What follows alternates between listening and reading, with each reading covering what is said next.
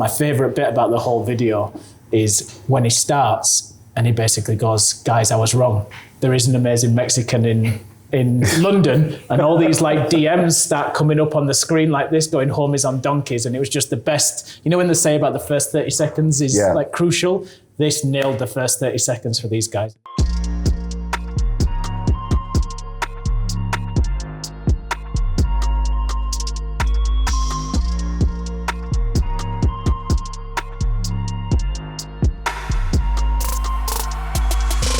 Welcome to Digital Hospitality. I'm your host, Shawn Walchef. This is a Cali BBQ production. We are in East London at Homies on Donkeys.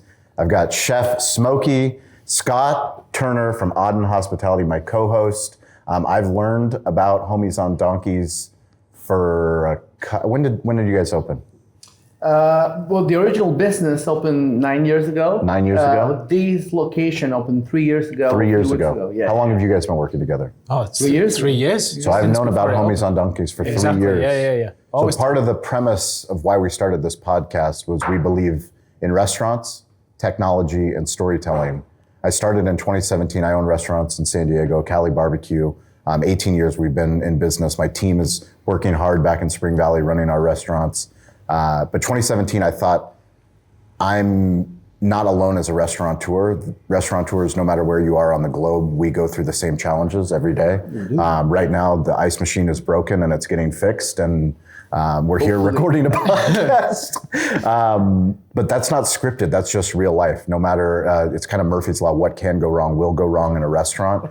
But nonetheless, I've learned about your brand. I've seen it because of the work on social. I've seen it, the work that Scott and Auden have done. So congratulations on the success. Thanks. I love to see Mexican food having a moment in London. That's a big deal. I think worldwide it's worldwide, having a moment. Yeah. So tell us the origin story. So I worked, well, first of all, I come from the arts. Originally, I made music in my teens, and then I became like a hip hop producer, had my own label. But obviously, music didn't pay the bills. So you got into restaurants? Yeah, Mexicans, traditionally, as everybody knows, are really good cooks. Can run any kitchen. As the late Anthony Bourdain once said, you walk into any restaurant in New York City, there's Mexicans running the show. And so that's what I did. So I had my first food business venture when I was like 15, but I didn't want to be a chef. I wanted to be a musician and become and being a DJ. So that's why I came to London. But obviously it was so hard to make money and to save money. And I was like, look, I'm Mexican. I'm really good at cooking. What can I do? So I started cooking in restaurants. And obviously, I always wanted to do my own thing, working in restaurants. I would disguise Mexican dishes as whatever restaurants I was working at. I would like, look, try this little chili pasta, which was basically like Mexican food with spaghetti. Or any restaurant, I would like sneak in my food, and people would be saying, you know what, you probably need to start something. And time comes for everyone, and I was like, hey, this time is running out. So I decided to quit my job and to give it a go. The first thing we did was to produce a batch of salsas that we sold at the Jumbo Trail, which is here in the UK is basically like a neighborhood yard sale, and sold out. So that gave me confidence. I quit my job, and within 3 weeks I was already doing pop-ups and looking for a location.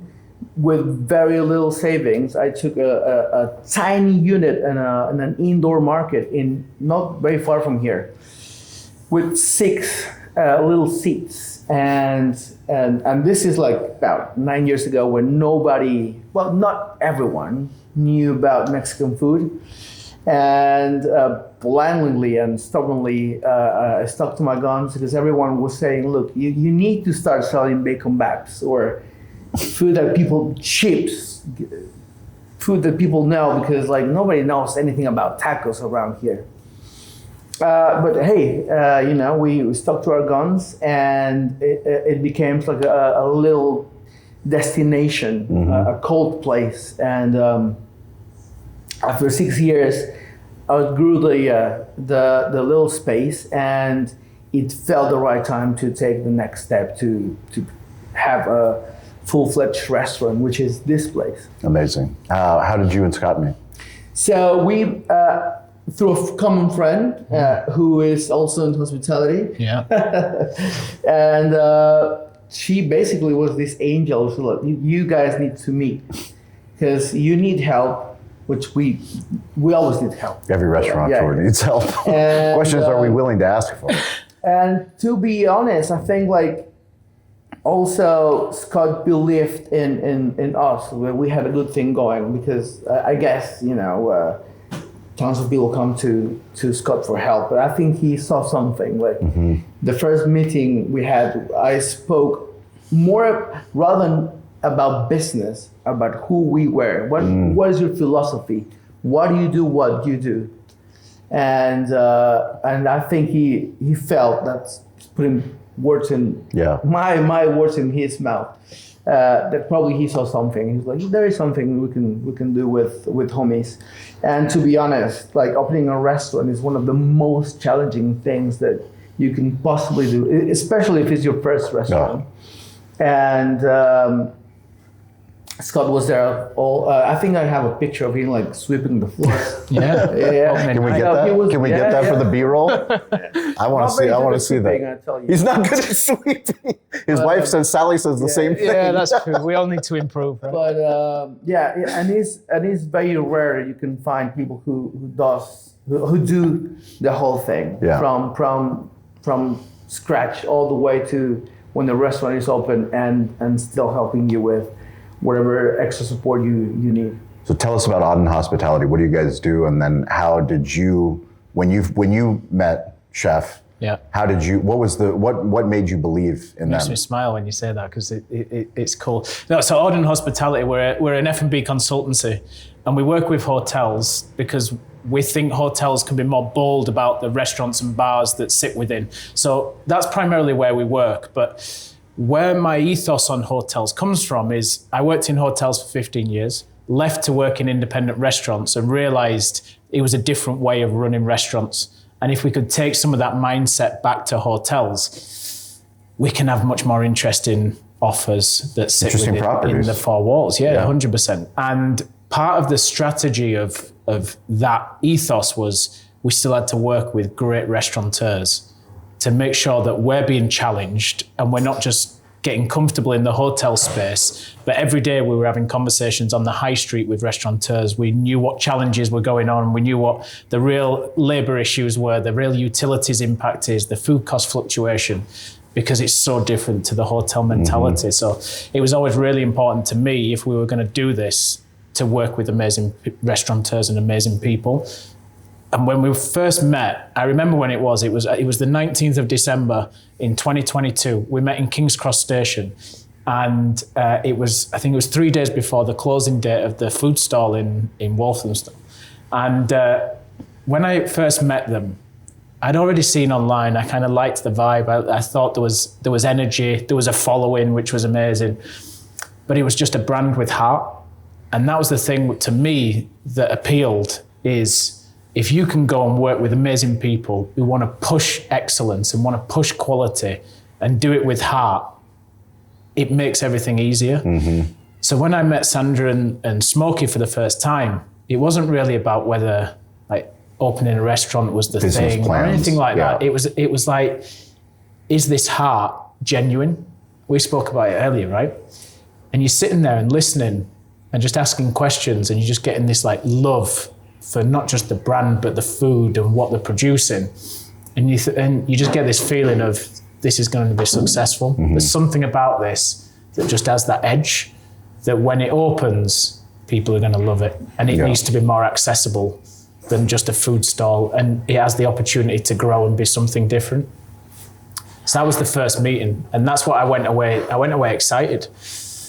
And at that point, it was like, we kind of have a space, but we don't have a space. And it was like, don't worry, like when it comes to it, we're here. just like, give me a shout, I'm all in. And I walked away and I was super excited. They did the close, we found the place, and it was all negotiation, then it got into pre-opening. But it was just all the way through, you just knew. You just knew there was something there. And I remember coming in this space before it looked like this, and trying some of the food that was going to go on the plate in the restaurant. And it was like, this is good. This is really good. And you know, you just get this feeling sometimes, right? That it's going to work. And then we're sitting there now 3 years on.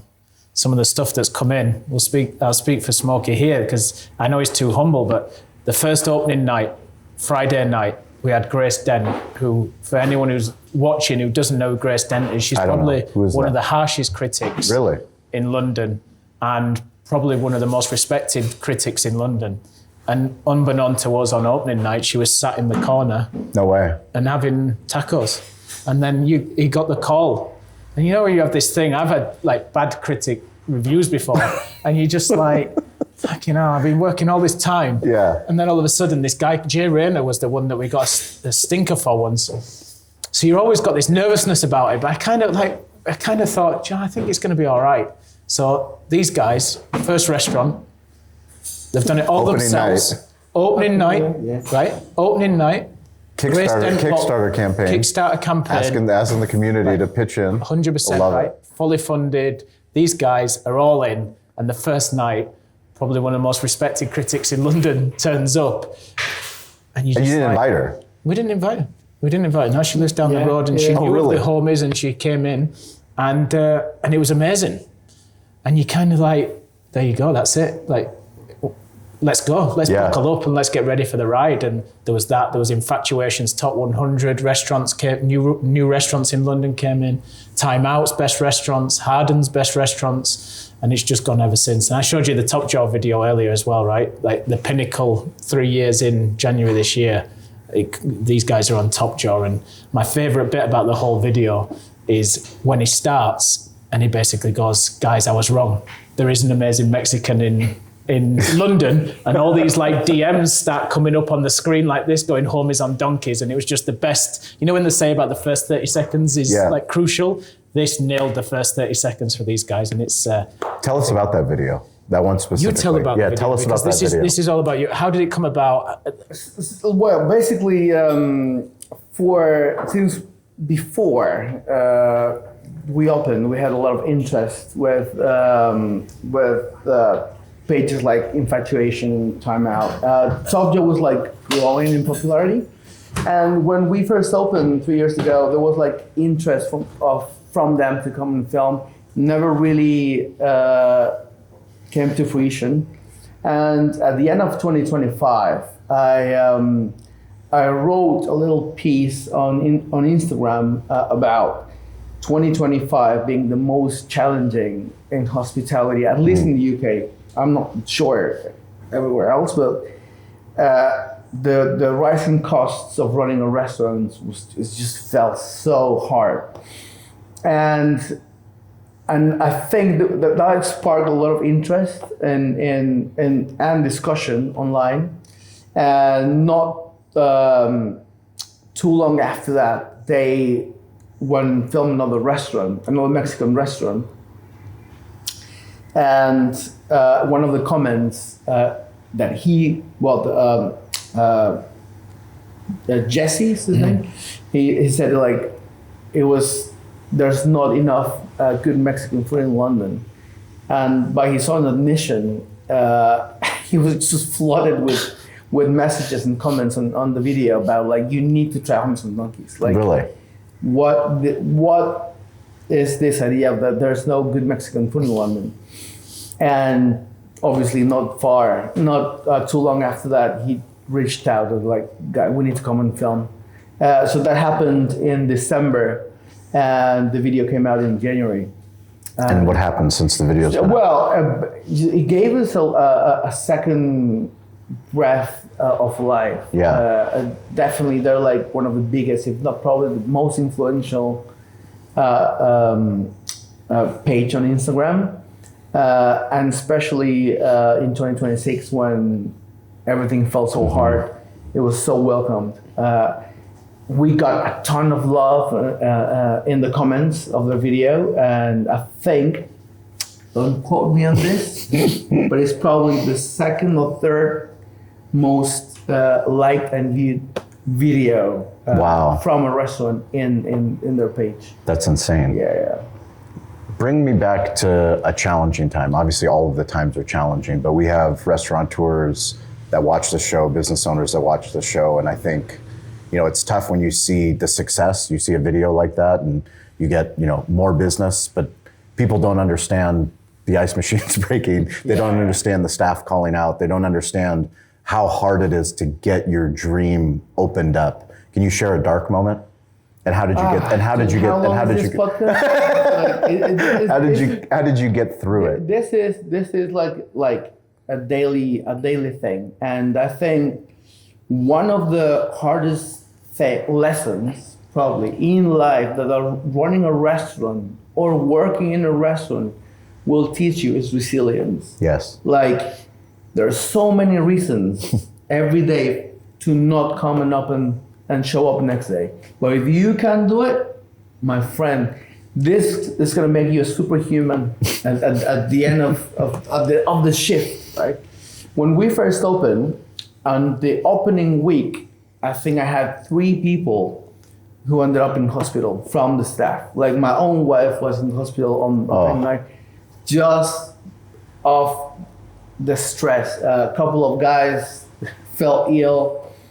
And this is like high pressure first night, everyone coming with big expectations, and you just have to push through. Like, you could say, listen, we're gonna cancel and open next week.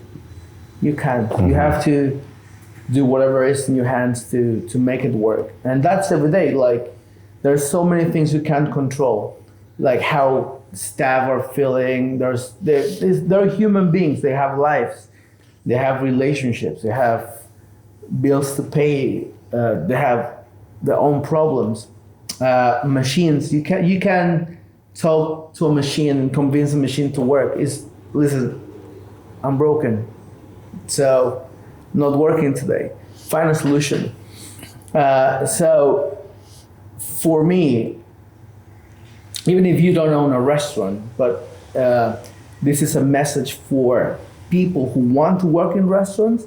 They will teach you anything that you wish to learn. Resilience, psychology, hand-eye coordination, thinking outside the box, solving problems on the fly, using tools, cooking, sales, washing, marketing, hygiene, like science, philosophy, history, you name it. Psychology, sociology, it's archaeology. It's a university.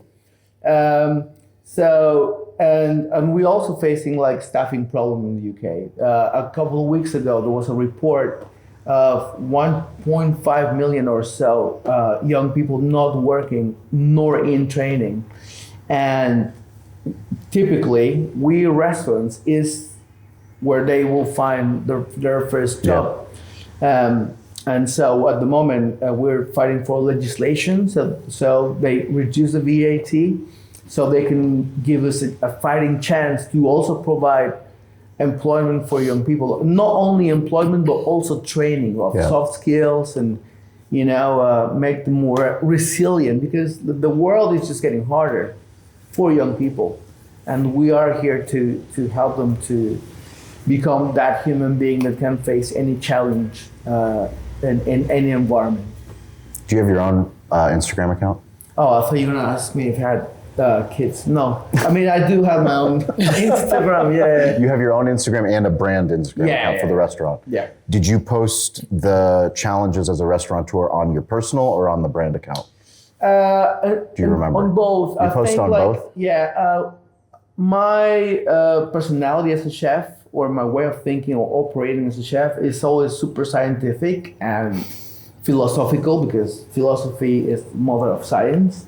So I tend to write a lot about like solubility or wherever all the technical aspect of cooking is, but also about like what are the challenges that we face, as running a restaurant, from the philosophical aspect of like, what is resilience and why it's important to show up every single day, even though it's harder and harder.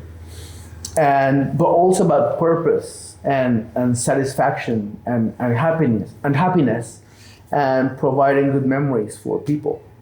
So, and I think it's important for me as a person to say these things, but also for people to understand the brand and what the brand is about. We're not only about serving good food. We're in the business of providing memories for people that they're gonna last longer than the food on the plate. Do you know what? One of the things as well that I think is interesting is when we first started speaking to people in the restaurant when we opened, everyone was like, "Where's Smokey? Where's Smokey? Where's Smokey?" Because in the street stall, like they went up to the counter, they saw Smokey, he was engaging with them, and he was the brand, and that was what sat behind. And one of the big things we've found, back to your challenges question, one of the big things we've found is how do we get Smokey out of the kitchen, because costs are getting tighter, which means you're having to like really control labor. Yeah. But a big part of the brand is people seeing Smokey and talking to him. And there's some nights where we have the DJ here, and it's like, we want to get Smokey on the decks, not making the tacos, because that's like part of the brand. And I think that's the whole thing of this integration of like the personal brand and the business brand, and how you can work hand in hand. And I think if you go and look at some of the socials, it's very people focused here in Homies. So there's Dave the bar guy, there's like some of the team that are on it, and it's very authentic. It's not polished, it's not produced. It's like they'll just go on and film, and then that's cool. Like it's good. That's what home is about. There's an element of this to it, and I think back to then Smokey's is where it brings in a bit more of like the philosophical reason behind his cooking. So he brings in the science and explains the science and explains what goes into the food.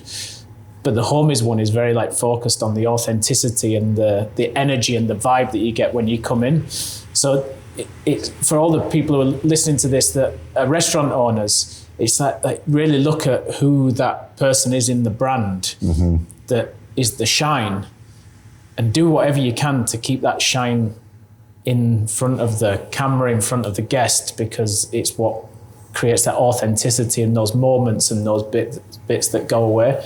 And I think that's one of the bits of how the socials play together that can do it. And then we build up this loyal following that if these guys go out and say we're doing a party, or like tonight they're showing the Mexico game, and there's this following that comes with it. So again, from a marketing perspective, then you have the energy on like Instagram, but now we're starting to go, okay, we've got these people who keep coming back again and again and again. Let's start sending emails. Let's start seeing like if that works. So they get the Homies online, then they get the Homies in their inbox, and we're trying to now look at how we can use some of that energy into other forums to just like diversify what we're doing. And using tech's a big part of that as well, in terms of like we've just changed all the EPOS and reservation systems so that we know more about the people coming in. And that again is an evolution of the brand. When we first set up, it was like, let's get a functional POS that can send orders to the kitchen, which it didn't for the first 2 weeks. And we're like trying to make it work and paper checks and things. And it was about like getting up and running, getting comfortable, understanding the business, understanding what it's all about. And then we got to a point last year where it's like, okay, guys, I think we're ready to take the next step. Let's get a stronger POS that can integrate into reservation systems. That means when we're getting all these people coming back, how do we learn as much about them? We add and form them. We've got captive Wi-Fi here, so that when they're logging in, it's sending it to the POS and the reservation. So we've got this like loop that means we know everything about the guests coming in now. And that's meant we've been able to be a bit more grown up in the marketing as well. So it's not just reliant on Smokey or the Instagram. We've started to use email and other bits to be able to start pushing the brand. So I think find that person in the brand that can be the icon, and then look at how they can integrate into the brand. Look at how you can bring the rest of the team in to the brand as well. So it's not just reliant on Smokey's in the kitchen and 3 phoning sick. the bar guy can have a conversation because people recognize him. And then once you've done that and you've matured, how do you go to the next level to then start saying, now we can start using all this information that's coming through to be able to go out? And I think that's the interesting bit of where it is with the homies, is we've just had this really nice evolvement, if that's a word, but the business has evolved over the bit now where it's starting to feel a bit more grown up from the back end side of things. And I think that's quite a nice thing to have got to, is it's not just kind of opening the doors and winging it and hoping people come. There's an energy and there's a science and there's a logic behind what we're doing. So I have a question for you as someone that's philosophical and scientific and has a creative background, a musical background. I was listening to a podcast, David Senra. He had Rick Rubin on. Rick Rubin, the famous producer, obviously you know who he is, all the hip hop that you've got here, from the Beastie Boys, from LL Cool J. But David Senra was talking to Rick Rubin, and he asked him about the first album that he produced and how he signed it. Yeah. And it was for LL Cool J. And he signed it, instead of produced by Rick Rubin, it was reduced by Rick Rubin. And David asked him, why would you write reduced when you're a producer? And he goes, no, my job is to reduce, is to take things away, to get to the soul, to get to the truth. You have said multiple times already on the show that you produced a recipe, that you produced something. What does it, when I say reduction, what is that, what comes to mind? Is there something that you're trying, as a business evolves, we're always trying, we're here, we have multiple cameras here, I have editors, we have long form content, short form content. It's like, we're trying to produce, but then really, what do we really want? We want the truth, right? And how do you get to the truth? By reducing it down to the heart of what someone's talking about. Yeah, well, this idea has many layers. In philosophy, let's start with there. You have ontology and epistemology. Ontology is what a thing is. Yeah. Right. What is a taco? The essence. It's a constituent of different parts. Is it the tortilla that makes a taco? Is it the filling? Is it tortilla and salsa? That's what the thing is, and you have to define it. And then you have epistemology, that is basically, how do you know about this thing? Is it historically? Is it scientific? Is it politically or culturally or historically, right? And that's how you start reducing and narrowing the idea. Now, let's take it back to Rick Rubin. What he did, because he was the first hip-hop producer who took rock and punk and turned that into hip-hop. Why? Because both things are DIY, do it yourself, punk and hip hop, right? And what he did was basically take two things that apparently are a big contrast: funk on white punk music and black hip hop. And the challenge was to how to combine that into one thing that it was so powerful that will blow everyone's mind. And that as a chef, that's how I think. Mm-hmm. I don't want to construct a dish that is harmonious. I want dissonance. I want contrast. I want something that you want a reaction. Whoa, hold on. I know it's a taco, but there is something I don't know what it is.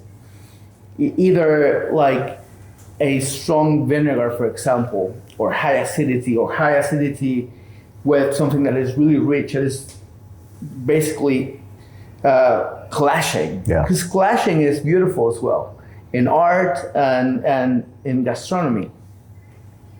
So taking it back to Rick Rubin, that's what I think as well. So even visually, we constructed a dish that has contrasting colors. You want to see it on the plate and you go, why my fish is blue? That's the kind of ideas that we put on the plate. It's amazing. What do you think? Me? I just shared this reduction. I'm obsessed with it. You hear things, and when you hear the truth, that my mentor David Meltzer, he talks about the truth vibrates the fastest. Yeah. And we're in the content storytelling game. We go to conferences, we hear speeches. Like when you hear someone speak the truth, and when Rick Rubin and David Senra, to his credit, Like he does a lot of due diligence. He reads all of the books. He does all of the, listens to all of his albums, talks to other people that knows Rick Rubin so that he can ask a smart question. It's a really smart question when you're asking somebody that's sitting in his position. Why would you put reduced versus produced? I think, do you know what? When you think about hotels and you think about restaurants, like we've got to get to the essence. 100%. And I think it's all about that thing, isn't it? Of stay true to the core. So we've looked at things here of different revenue streams or different ways to generate revenue. At the start, it was like we open all the time. And slowly over that time, we've like questioned each one to go like, what impact is it making?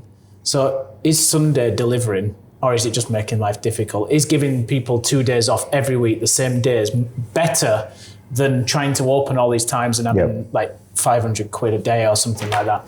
And we've reduced it down. We've looked at other revenue lines where we've looked and gone, no, we just need to focus on the core. And when we first talked about the menu, when it opened, and we were looking at how do you go from street food to restaurant, it was like you could have gone and done crazy menus and started putting things on and lost the essence of what it was all about, but we didn't. And Smokey was passionate about it's about the tacos. And there's one or two mains, there's a couple of starters in there, but we stay true to the core. And I think that's the bit that every restaurant should question is what impact is it going to make on the business and staying true to your core. Because if you start diversifying or diluting, then it starts impacting the brand. Then you start trying to make things work harder on socials because you're having to try and explain all these different things and that type of thing. And it makes it really difficult. So I think it's about really questioning what's going to make impact, how you can keep to the core, how you can keep the message simple and to the point and focused on you. And from that point on then, I think it becomes a lot easier to make decisions because you're just being really ruthless around what you're doing and what you're spending your time on. Amazing. I wish we had more time to share. I know you're about ready to get open. I wish we had time to eat. I've got to go catch my wife and the wolf pack. They're traveling around London. I will come back, I promise. I cannot wait to try your tacos. Of course. This has been an absolute pleasure. Thank you guys for watching. Thank you for listening. How can people keep in touch with you, Scott? With me, LinkedIn, Scott Turner, Scott with 1 T, Instagram, Scott_Auden. Homies on Donkeys, yeah. Homies on Donkeys. On Instagram and homiesondonkeys.com. And through Homies on Donkeys, you'll find me, Chef Smokey. And I'm weirdly available at Shawn P. Walchef. Instagram and LinkedIn are the fastest, but all the platforms, all the time. Question. Yes, sir. One London historical landmark. Go. Favorite London historical landmark. Oh, wow. You only get to pick one. Wow, you're putting me on the spot right here. I would go to... Make the king proud. Oh, the king's proud. No, I'm just kidding. What's your favorite London landmark? It's not a landmark, but socially, there's like this pub near Farringdon. It's like the oldest pub in London.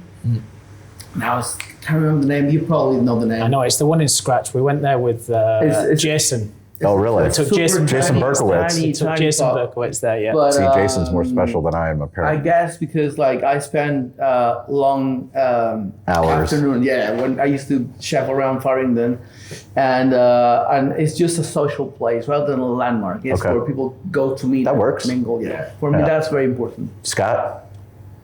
You put me on the spot here the other day. I did. Right? And I wouldn't, now you've said that, I feel like I'm being boring. Yeah. Because originally, I think you I went Big with Ben. Big Ben. You did Big Ben. Yeah, and then I changed it to Tower of London. You did. Or Tower Bridge. Tower Bridge. Reed changed you to Tower Bridge. Reed changed me to Tower Bridge. But now you've said that, today we're going to go to Leadenhall Market. Okay. That's pretty cool. Leadenhall Market. So yeah, it's definitely worth a visit down there, but I think you've stolen it. I'm going to let him take the crown. There it is. Homies on Donkeys. We appreciate you guys. As always, stay curious, get involved. Don't be afraid to ask for help. We'll catch you next episode. Stay hungry. Stay hungry. I like that. Might add that. Thank you for watching. Thank you for listening. If you've made it this long, you are part of the community. You're part of the tribe. We can't do this alone. We started, no one was listening. Now we have a community of digital hospitality leaders all over the globe. Please check out our new series called Restaurant Technology Substack. It's a Substack newsletter. It's free. It's some of our deep work on the best technology for restaurants. Also, go to YouTube and subscribe to Cali Barbecue Media. Cali BBQ Media on YouTube. We've been putting out a lot of new original content. Hopefully you guys like that content. If you want to work with us, go to betheshow.media. We show up all over the United States, some international countries. We would love to work with you and your growing brand on digital storytelling. You can reach out to me anytime at Shawn P. Walchef on Instagram. I'm weirdly available. Stay curious, get involved, and don't be afraid to ask for help. We'll catch you next episode.